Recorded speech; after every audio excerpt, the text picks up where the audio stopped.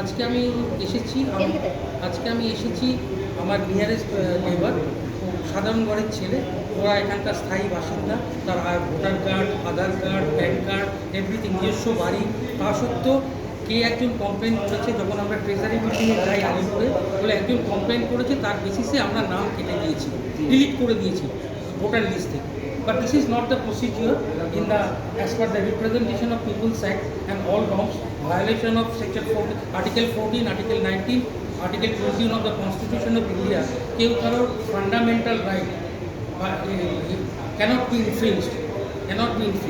That is why we have come over here to meet with the CEO, but CEO is not here.